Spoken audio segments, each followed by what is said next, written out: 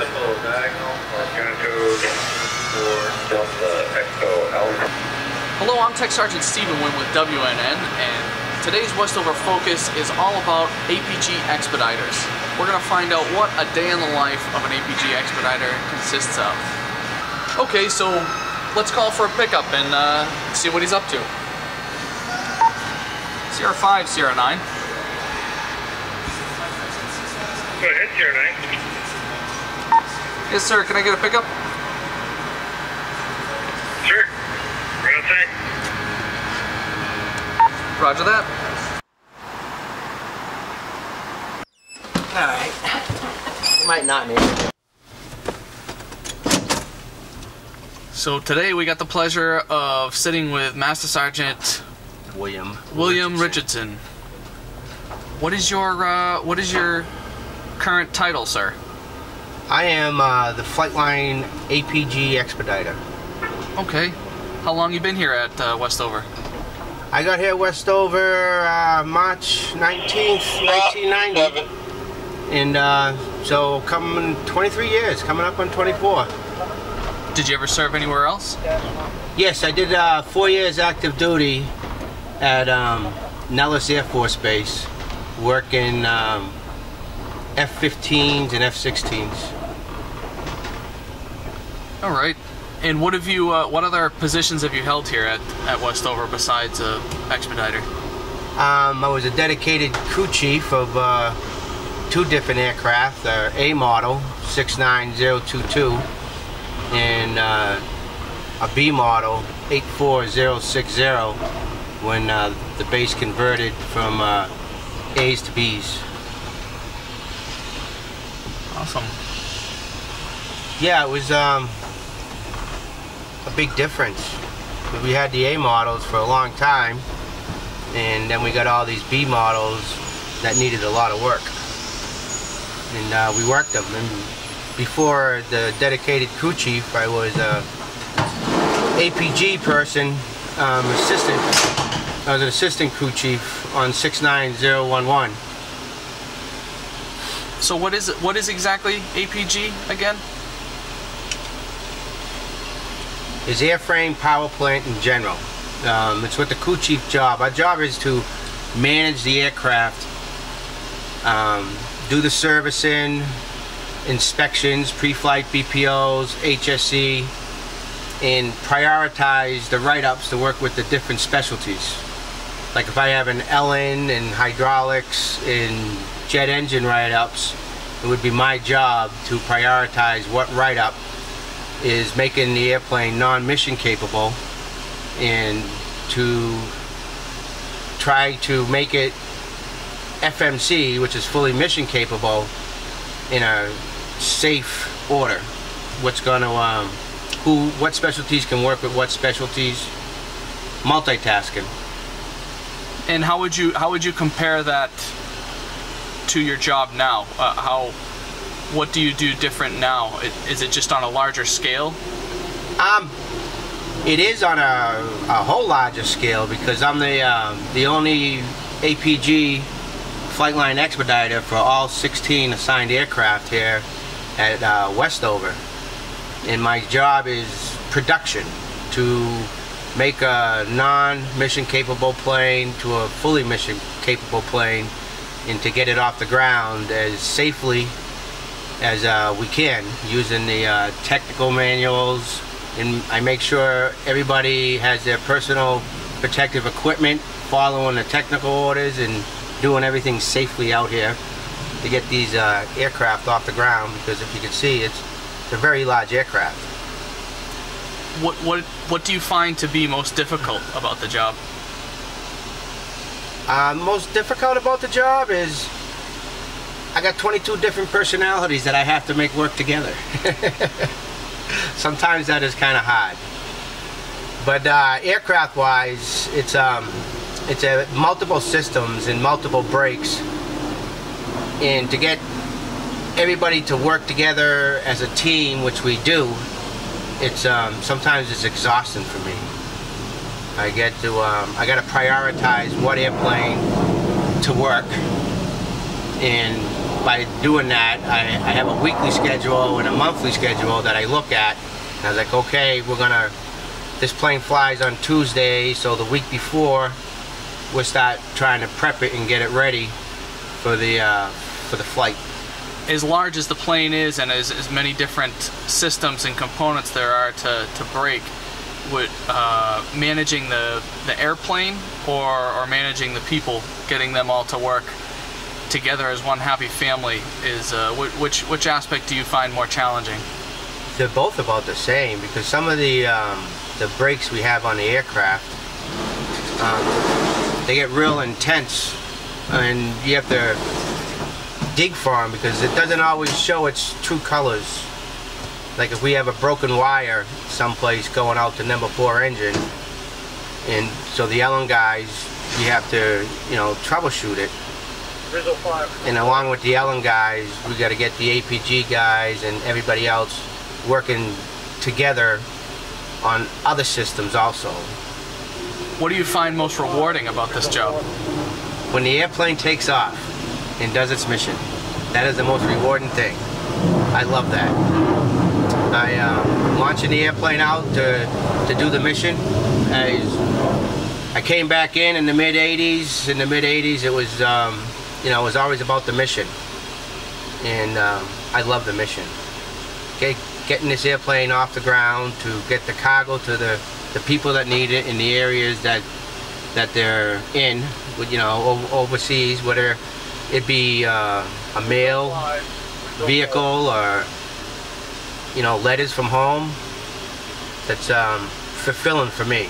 The people who need that cargo, as long as they get it, that's awesome. That's what I like. Getting the plane off the ground to do its mission. Speaking of doing its mission, have you deployed at all with the aircraft? Oh yeah, back in the my younger days, I used to fly all the time. MSgt. That was Mission Essential Ground Personnel. We used to fly with the airplane, and wherever it went, you know, if the airplane broke or something like that, or we service the aircraft up and inspections are overdue, we'd do the inspections on it on the road. But I got to go to a lot of different places with the aircraft, and as far as being deployed, yeah, I've been deployed a couple times. We went over to Europe back in 9/11 in the Middle East. I went out there, deployed there for 120 days and 120 days at over in Europe.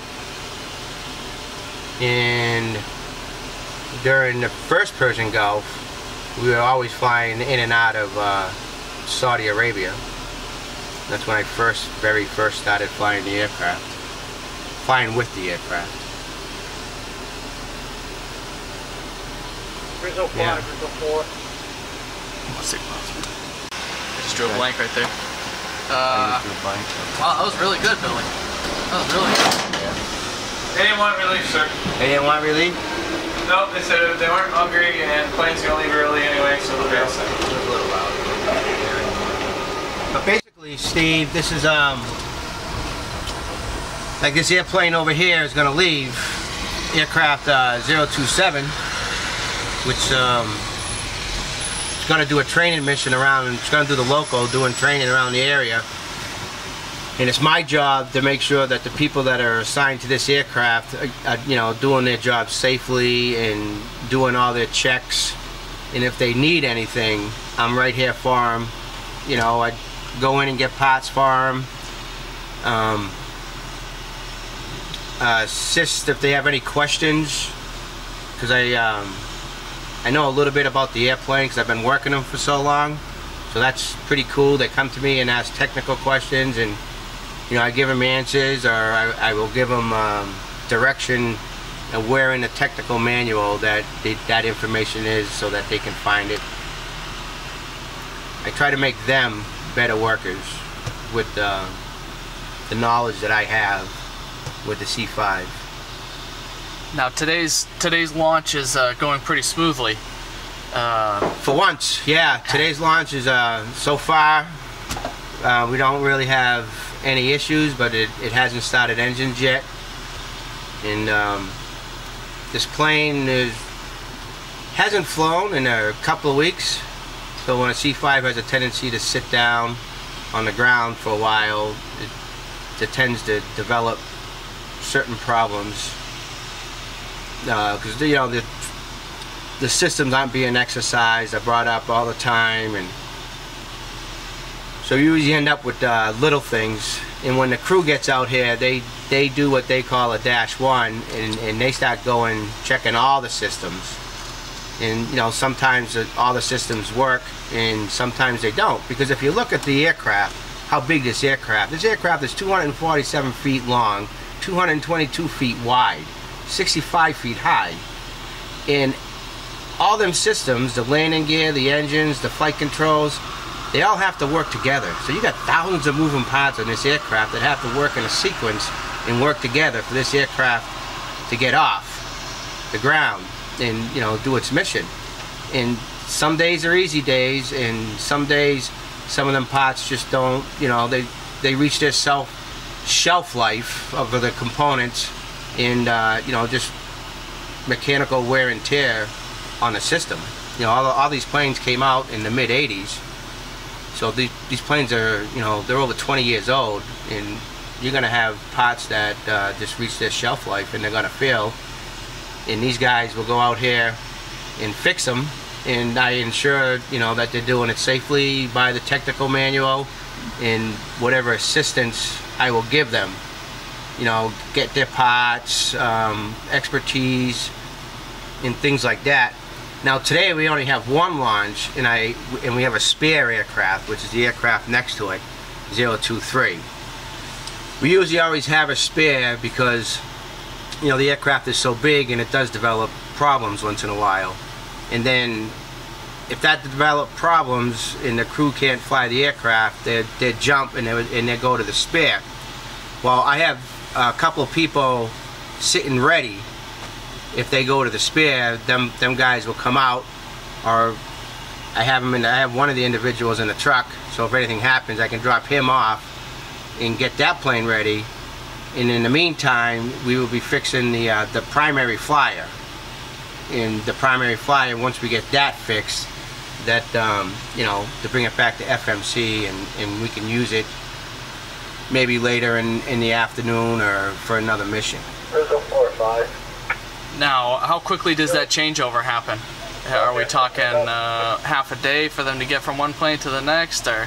No. Once the crew decides that the plane's not airworthy, they make a decision. They make their phone calls and do what they have to do. It usually takes a little bit less than an hour. Oh wow! But that's pretty quick, you know, for a C5 because it's so big. But so I have to manage that. I got to make sure that, you know, the plane that broke, you know, gets fixed, and the plane that's getting ready to fly, you know, does its thing. Because what they did is the aircrew came out earlier, and they did all the same checks and inspections that they have to do on this spare aircraft to make it sealable. When they seal the aircraft, that means that the crew can jump from one airplane to another airplane with minimal time and just giddy up and go. Now I understand you had a couple launches the other day that didn't go off so easily? No, those launches didn't get off so easily. We just kept having equipment failures with, you know, the different system. You know, this aircraft has a nitrogen system, and parts of the nitrogen system was failing.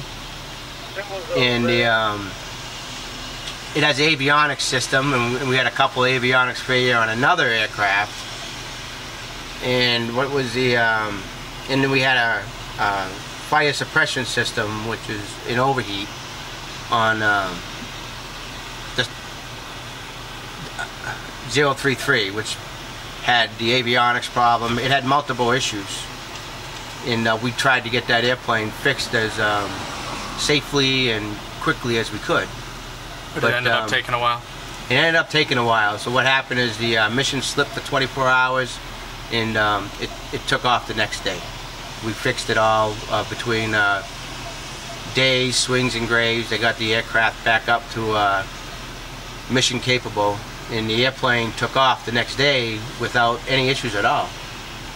As far as the launches go, do you tend to see more often launches like today where they're fairly simple in your average checks and balances, or are there more frequently times where you run into mechanical issues that would push a launch into the next day? It's about 50-50. It's pretty much even. Yeah. You know, some aircraft they come back from a major inspection or a depot where it's been on the ground for a real long period of time, and we usually have some issues with them aircraft. But once we get them up flying, you know, they pretty much stay flying pretty good for a while. But then, you know, with so many components on the airplane, it ends up breaks. But it evens itself out. I have days like this where the launches are, you know, they're going well, and then I have days like we had a couple of days ago where I tried to get 2 aircraft off the ground, and we couldn't even get the 2 aircraft off the ground because of the multiple system failures on the aircraft. Now, I understand from other folks that I've talked to, maintainers, aircraft maintainers as a whole are generally superstitious. How about yourself? Are you? Yeah. Are you at all superstitious? We are a little bit superstitious. There's certain things that you don't do. Like you marshal out an aircraft. You leave the marshalling vest on until the airplane takes off, it breaks ground. I don't walk on the ladders. It's superstitious. I'm trying to think of another one. Do you remember any, Mikey? Rub the antenna before it leaves. Yeah, you rub the antennas. You know, rub the belly of the aircraft. Try to treat her nice. Say, be good to me today.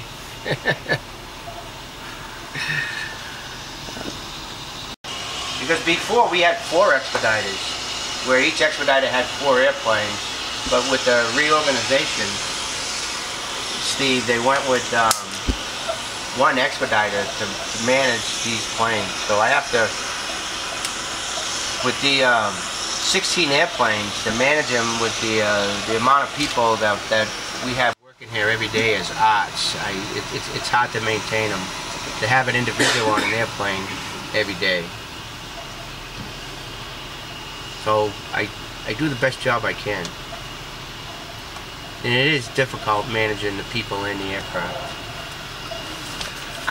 Could you say that again about the former structure? It used to be, right now, presently, how many Expeditors are there? Well, you have an APG Expediter, and then you have a specialist Expediter who takes care of all the specialists. He will dispatch the hydraulic guys, the Ellen guys, avionics, ComNav guys, depending on what system has failed. Where the APG Expediter myself, I in charge of all the APG and crew chiefs, and they manage the aircraft. They, like I said, they do all the inspections, they service the aircraft, and when they find something wrong that's above them, that's when we call out the specialist, and the specialist is exactly what it is. It's a specialist because it specializes in that field for that system, like avionics. That's what he specializes in. Whereas a crew chief, we have a general knowledge of the whole aircraft, and to me that's pretty amazing. You know, to have a general knowledge of the whole aircraft and not just one system.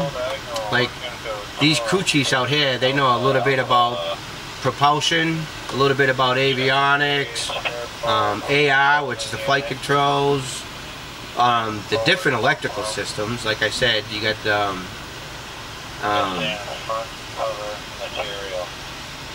electrical systems. You got the overheat, the fire warning, stuff like that. And for a crew chief to have a general knowledge about that really helps. It does overall seem like a lot to keep track of. How do you maintain patience and calm And how long did it take to develop those attributes? Oh, you gotta stay relaxed. If you get excited, you know, that's when bad things happen. So you try to stay as calm as possible, and to stay calm, you know, the mission's gonna get off eventually, but it doesn't just have to get off today, and you work with what you got. Being a reserve base, we don't get all the materials and manpower that we have as active duty, so I do what I can do with what I have, and I try not to expect a lot. I mean, it's a C5. We're here as maintainers, and sometimes to maintain this aircraft you have short fixes would take a short amount of time, and then you have other fixes that take a really long time, because you got to go in depth into that one system. You got to start removing panels and checking all kinds of wires. But to stay patient, I don't know, it's just something that I've grown into. It doesn't happen overnight. Sometimes it does, but for me, I feel as long as I stay relaxed, it's going to keep the maintainers out there relaxed, and we won't be doing anything unsafe. How long have you been an expediter? I've been a full-time expediter for actually 1 year this month. And but during I got 28 years total military service, but during my 23 years here at Westover, I've filled in several different times for this job. So when I got this job full-time last year, I had a lot of experience when I was younger with doing this job, and I kind of grown from that, and let the people do the job. I try not to micromanage them, because these people, you know, they're trained maintainers, so they know how to do their job. Some people do it differently, but as long as the job gets done safe and by the technical manuals, we're all set. And relaxed, like I said, I just grown into it from doing this job in the past, temping and working aircraft for the last 28 years. It took a while. Do you plan on staying here as an expediter for some time, or are you? I'll stay here at Westover as long as they keep me. When military doesn't let me enlist anymore, that's when I'll leave. I'll stay here at Westover forever if I can. This place is awesome. How about as an expediter? I'd stay here as an expediter, yep. This job is awesome. My job is busy. My day goes by fast, because like I said earlier, I have to manage all these airplanes to make sure the maintainers are doing their job right, and by the technical manual, and making sure they get their priorities right. Because in the morning, I come in early before my day starts, and I go through all the aircraft discrepancies on what discrepancies need to be worked. So I have a good idea of what aircraft needs to be worked, and I get a turnover from the shift before, which helps me out a lot. And that's when I set my priorities. But I'd stay here at Westover as long as I can. I have no plans on going no place. There are, as far as the Flightline goes and managing the Flightline, there are other positions above you, though. Yes. How many others are there? Just as far as maintenance goes. Just as far as production goes. There's two more positions above me. There's the production superintendent, and then there's the flight chief. I'd like to be a production superintendent. That'd be a cool job, because that's what as a production superintendent, you're basically managing all the aircraft, but you're looking at the schedule a little bit more in depth. You look you look at a bigger picture, like you would look into next week or 2 weeks from now on what's going in. As a flight chief, that's when you go to the scheduling meeting, you meet with the ops group, and you go over what we call a monthly, and they schedule the missions accordingly to the obviously the needs of the Air Force and the needs of Westover. And those would both be promotions? There'd be promotions for me, yep. Yep, there'd definitely be promotions. Someday. I mean, I will put in for them, but I'm happy right here as an expediter. This job is very fulfilling to me.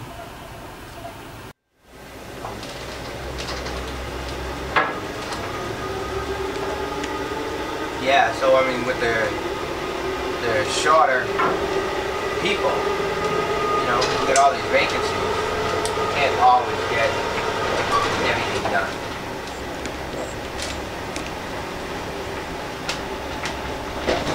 And the furlough hurt too.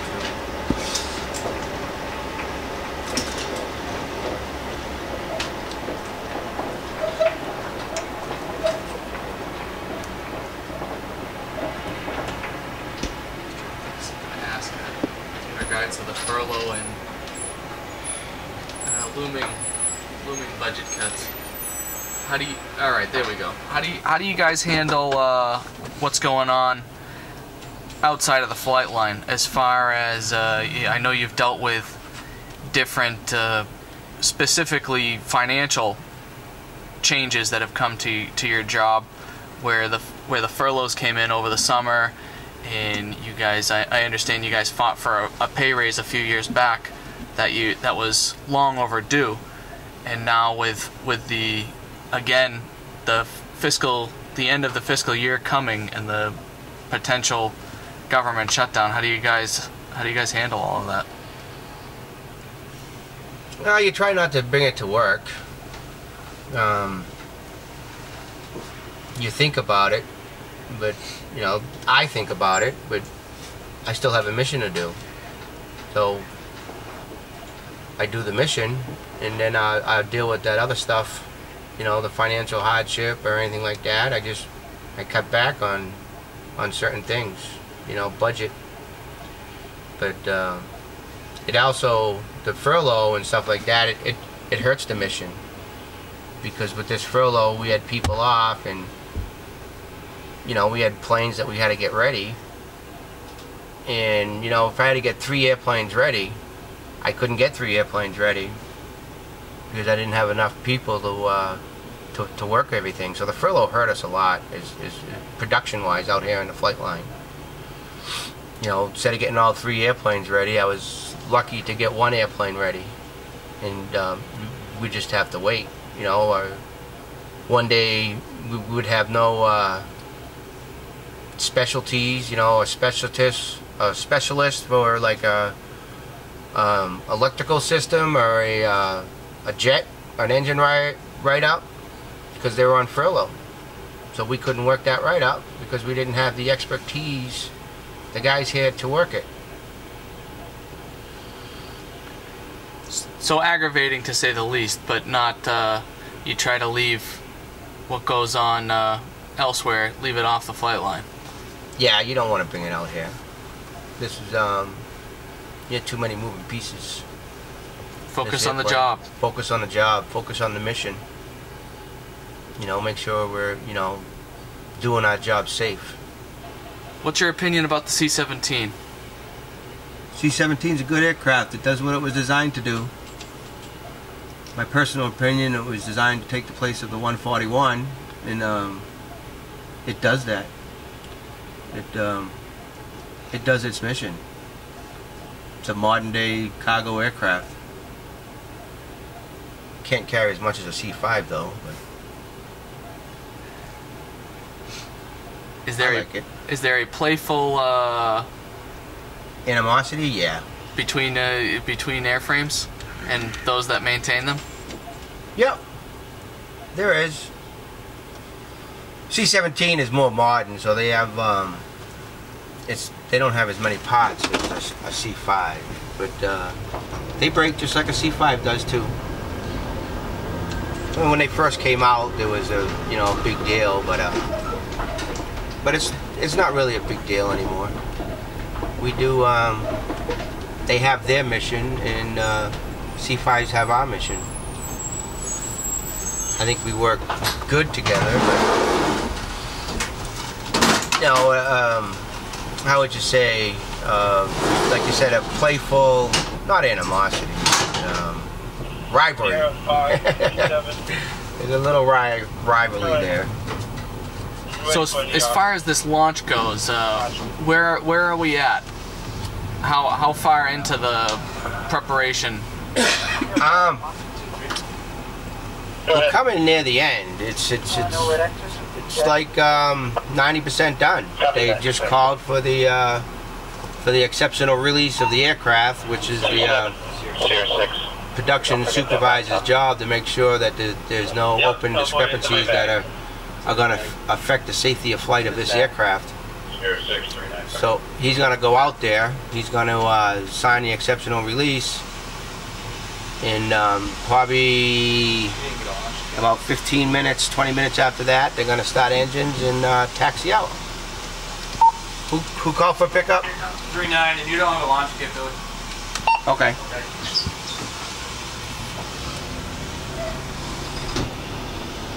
So this is where it starts getting busy. Yeah, it's going to start to get busy here a little bit. So I got an aircraft that called me for pickup, and I've got an aircraft that is getting ready to leave. So this is where I kind of set my priorities. If I, my priority is the aircraft that's flying. That's my #1 priority at the moment. And then my other priorities are the other aircraft that the maintainers are working. And I have to juggle them in.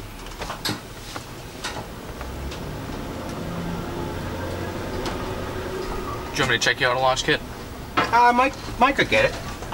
Still got a number here? No, I don't. I was just I'll fooling. use it. Yeah, you can't put that in there.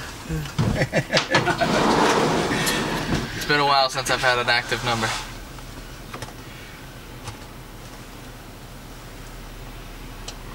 Yeah, like 039, he called me, because it's about due for lunchtime. So I'll go out there and pick him up. In the meantime, like I said, I got my radio, so if anything happens, I can hear it and deal with it, accordingly. As far as turnover goes in this position, is this something people hold on to, or is it a revolving door? Do people stay here as Expediter for a good tenure? Or? Pretty much. It all depends on the individual, on what that individual wants. I could stay here for 8 years, but I know I won't stay here for 8 years, because if there's an opportunity for me to move up to a production job, I would do that. But here at Westover, as an Expediter at Westover, it's usually a high tenure job. You're usually going to have it like for 5-6 years or something like that. Because we're all arts. So this is what we do, every day.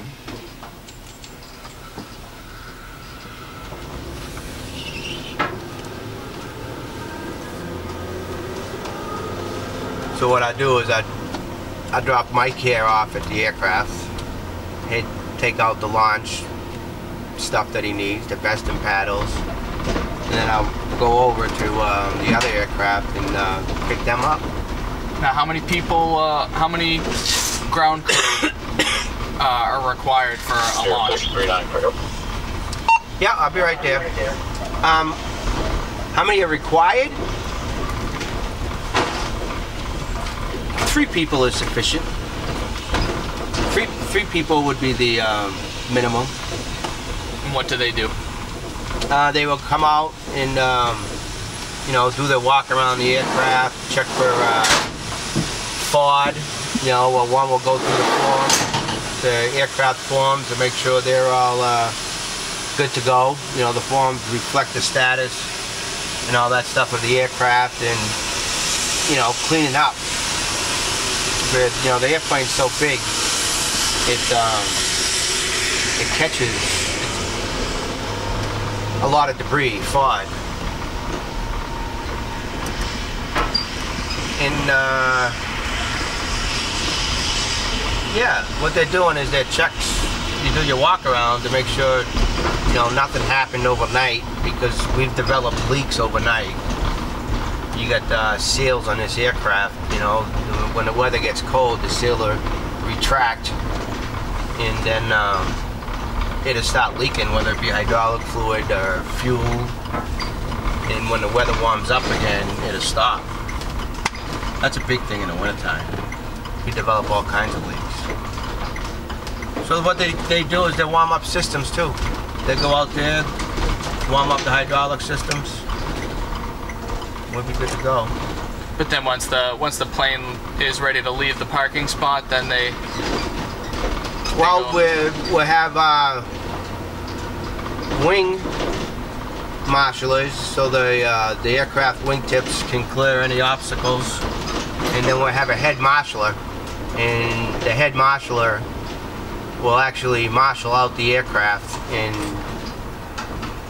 give sign language with the paddles when to let the pilot know to turn the aircraft and follow in a taxi line. 03906 downstairs. See, these guys here, they're getting the plane ready for tomorrow.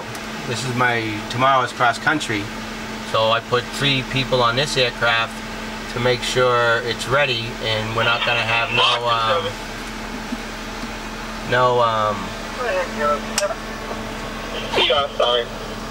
no discrepancies.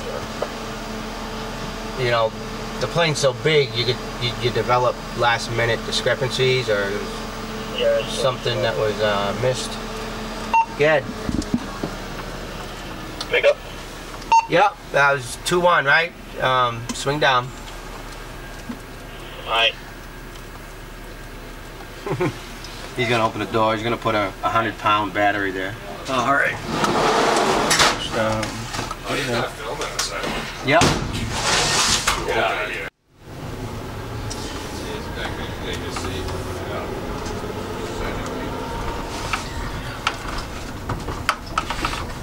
Milk crate treating you good. It is. These guys are just done. This plane's not flying till next week, so they're taking care of some minor discrepancies.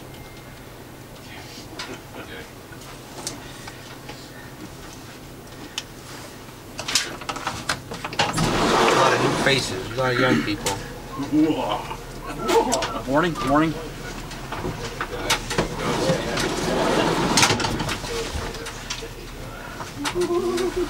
They all good? Now, do you guys train as much during the week as during UTAs? We train during the week. The reservists will come in and they need training, and as ARTs, we get new training or refresher training. But as far as training during the week and training on the UTA, that's aircraft training, we do about the same. But coming in with the UTA, they have a lot of other stuff, you know, like the mobility commitment and all their other stuff that they have to take care of. But aircraft training wise, yeah, it's about the same. With launching the airplanes out.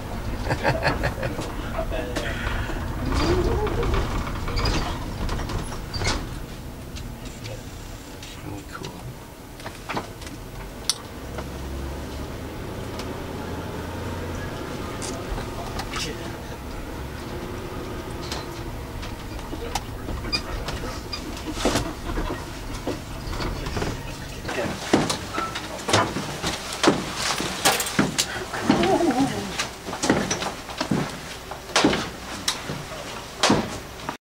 I'm all set. Thanks. get Brian to shut the door. I'll get it. You get it? All right. We'll go back out.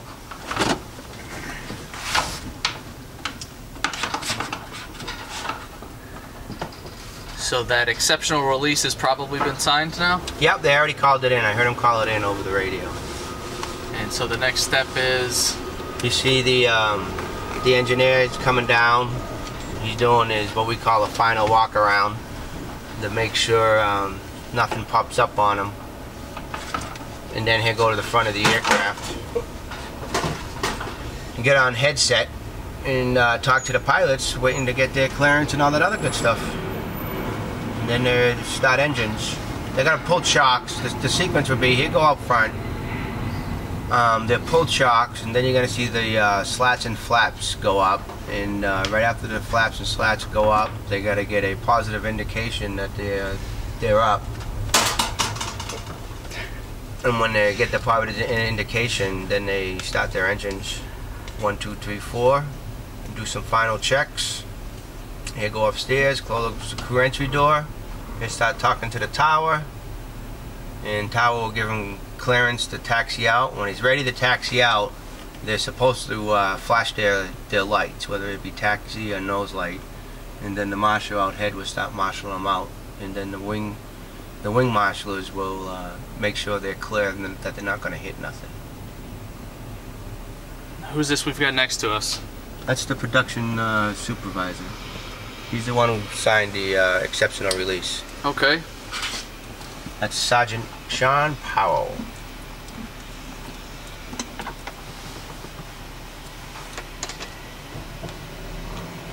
AC. Oh.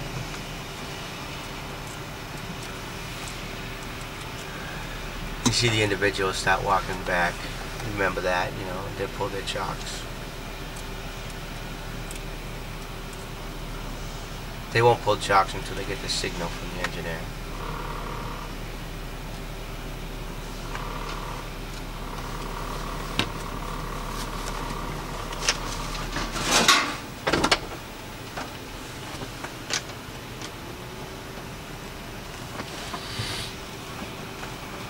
Yeah, but it's a lot harder to manage these aircraft with one expediter.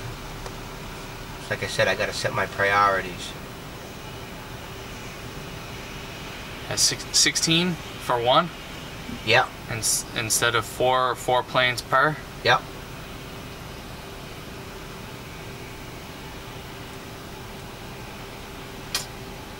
Like that, the last airplane, 019, you know, I ain't had regular people on that in like 2 days. But tomorrow, that'd be one of my priorities, to make sure somebody goes out there and looks around. As far as day shift, you know, if I can't get to it on day shift, then I have my swing shift and grave shift counterparts who pick up for what I can't get. And now, why is it that the spare is facing the other direction? Earlier they had the presidential airplane, Air Force One, in here. So this front row here is considered taxiway Tango. And with that plane, Air Force One, over there in front of the base hangar, they closed this taxiway. So, because that was a spare, and it's been the spare all week, we turned it around. And fortunately, we didn't have to use it yet, and that's why it's still facing the other way. Because what we had a flyer on Monday, which took off. We had 2 flyers on Tuesday. One of them took off, and the other one delayed. That was the one we were talking about earlier. That was 033. And so far this week, we haven't had to use the spare. Now, if they go to the spare and it comes back in, it'll face the normal way, because Air Force One's not over there anymore. Now we've already got engine start over there?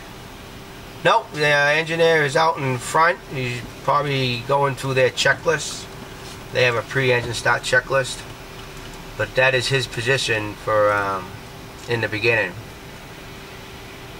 So right now they're going through their checklist, and in a couple of minutes he should be walking up to the nose, and as he walks up to the nose of the aircraft, he'll give the signal to pull chocks for the guys, and the guys will pull chocks out. When you see the guys walking out underneath from the aft gear, engine start would be pretty quick after that. And one of them looks like a student because there's two of them out there, because they're doing it.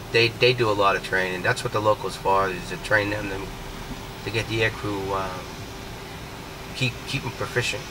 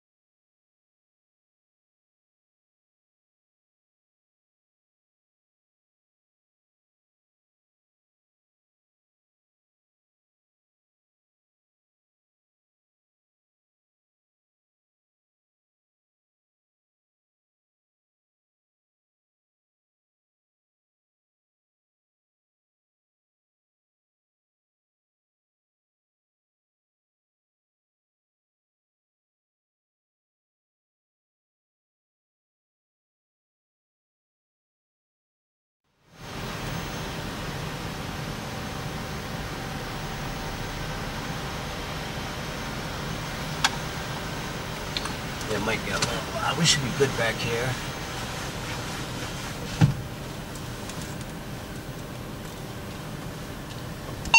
Mark, chocks and pins, 027.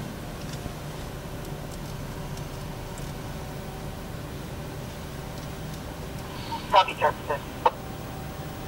And it's my job also to call in certain things.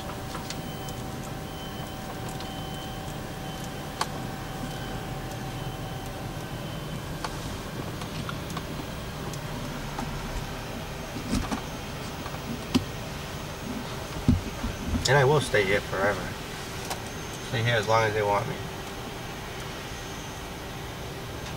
I think this job is awesome.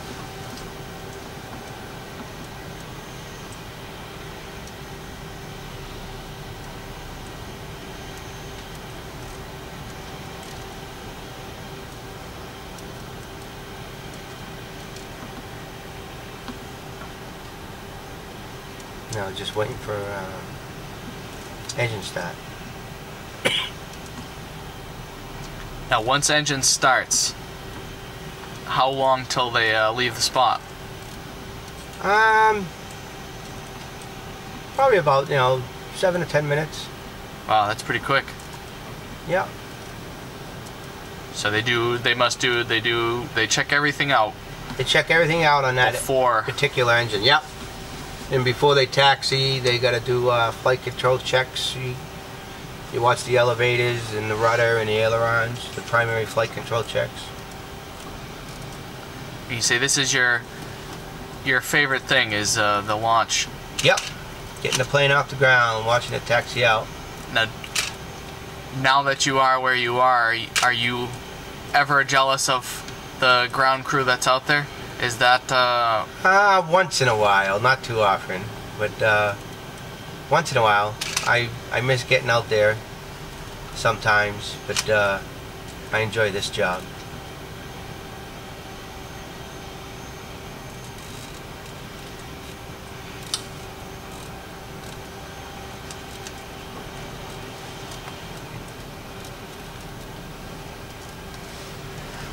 Okay, now they should be starting the engines. I just heard hydraulic systems go off.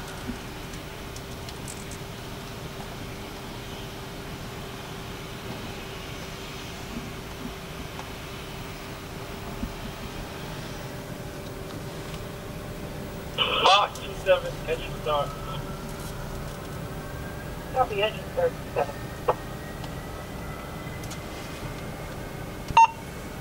Mach engine start 027.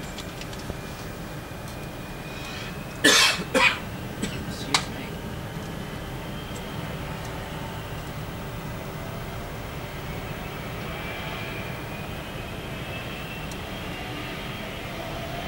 So if something's gonna happen, sometimes stuff happens here during the engine start, because the crew, they did all their checks and they did some engine checks, but with the engines running they have to do more checks.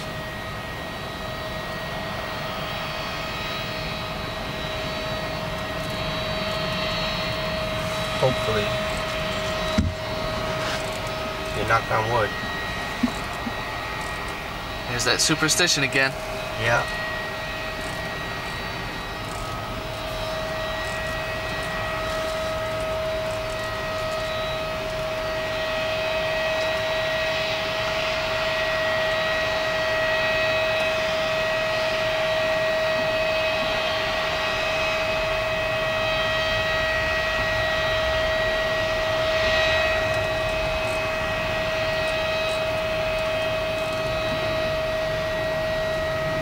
So as far as the actual mission goes, it's just a training mission, and they'll return fairly quickly, or They should be down about 16:30, and then another crew will come out and do a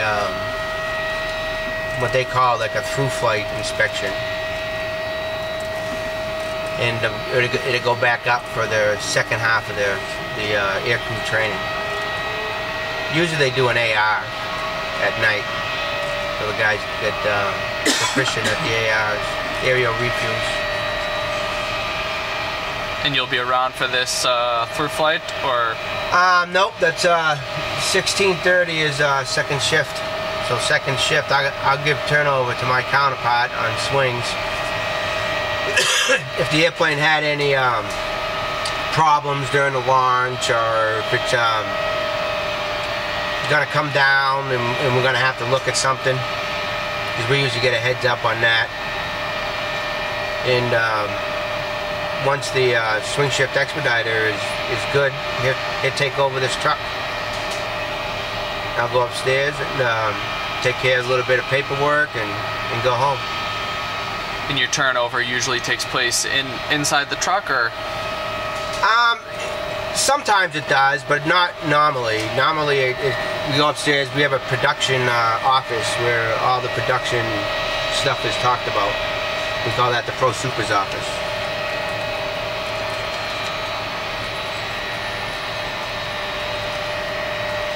And actually here, I go off the, I have what we call an 80-20, which gives me the priority of the aircraft, when it's leaving, when it's flying. And that's where I write stuff down.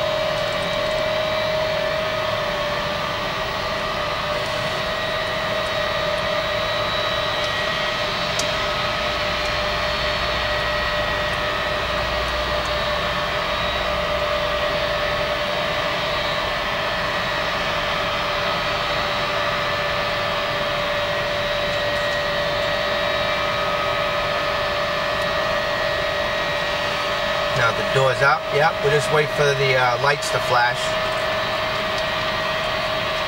That might be a minute or so.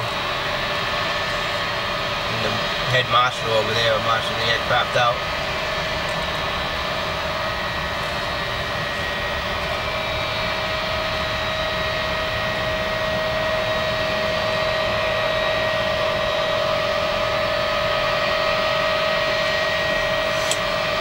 That's odd that I know the date that I got hired here, isn't it?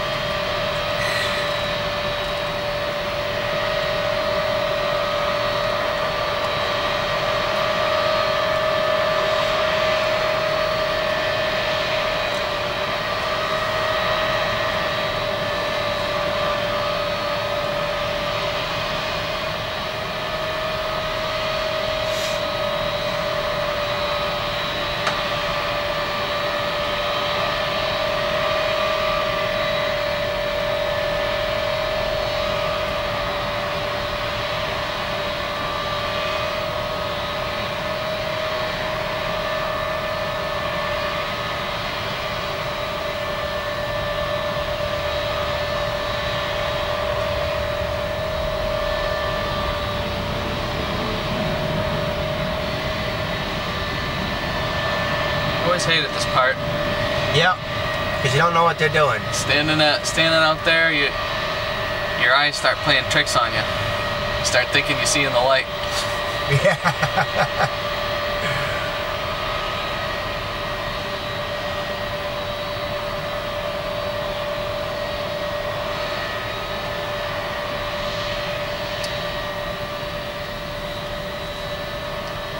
There it goes. Light came on. Stop marshalling them out.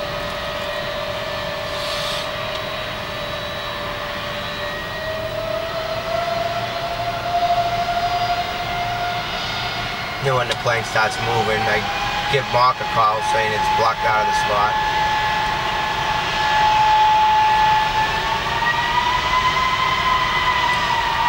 Mark, block 027. After the block.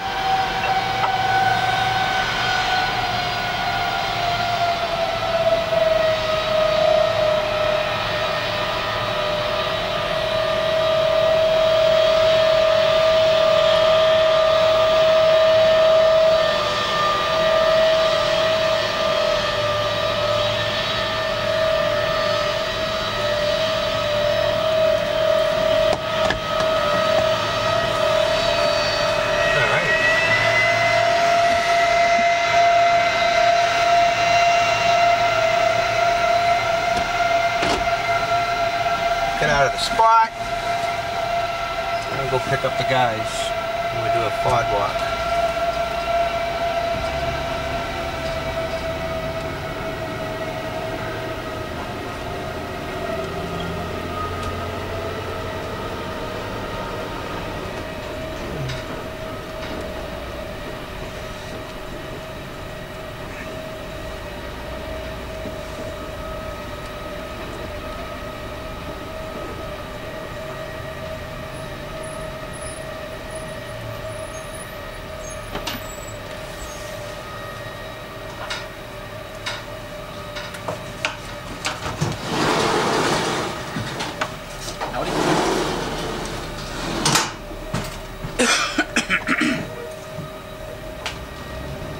Alright, Crespo, don't take that vest off. You said don't take it off? Don't. That's gonna be good luck. That thing's going. That thing's already gone.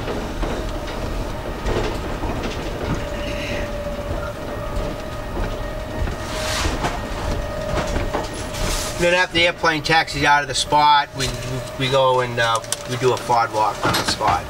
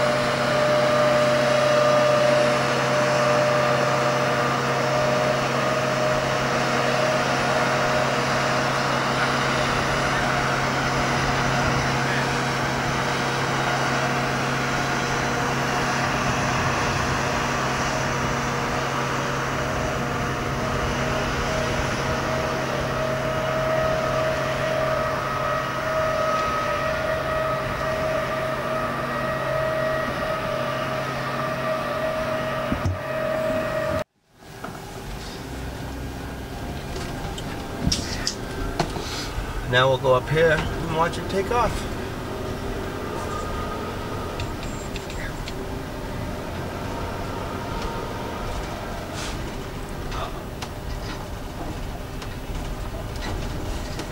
They're turning really slow.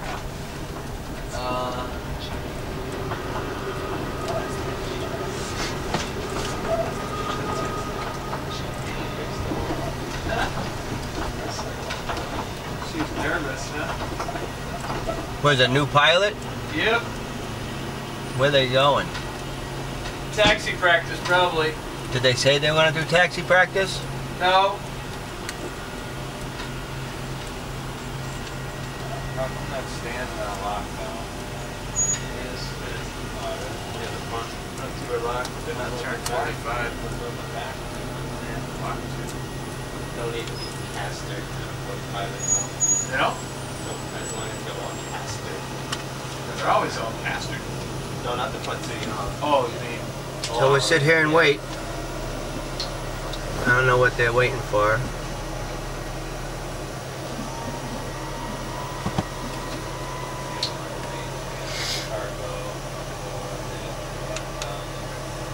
Cargo on board?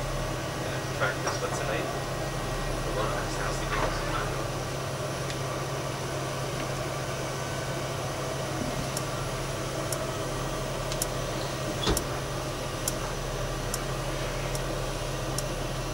Okay, they are doing taxi in practice.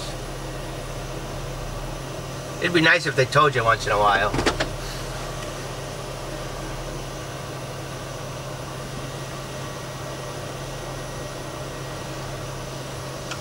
Any issues at all, Tim? No. What was that one write-up you called in about the curb light? What was wrong with it? Cracked in half. The whole assembly? Yeah. She should take off about over there. Because she has 200,000 pounds of fuel.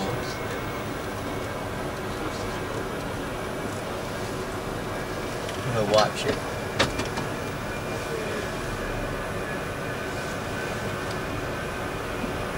Raise a cow. Got firewood. Sugar.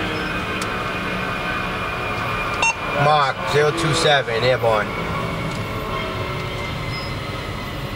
Copy. 27 airborne. Good job, guys. Thanks. Cool beans. Now you can take the vest off, Crespo. Alright. We'll go in, take a break, and Good job, fellas. wait for the airplane to come down at 16:30. Planes don't boomerang. In the meantime, we'll work all the other airplanes that are being worked. 06, Mark. Today was a nice, easy day. I'm here.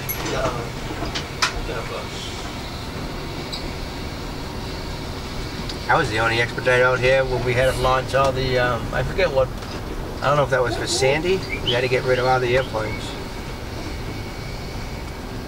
That was a hectic day.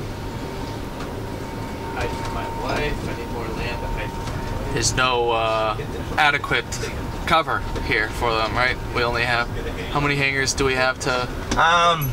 Depending on what the winds are, depends in the strength of the storm, whether we have to evacuate or not. And those, them calls are made by people who are way above my head.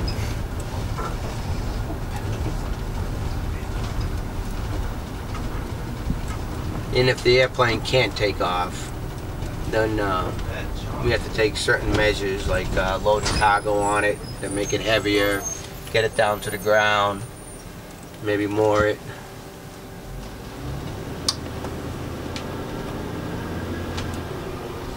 It's like that for the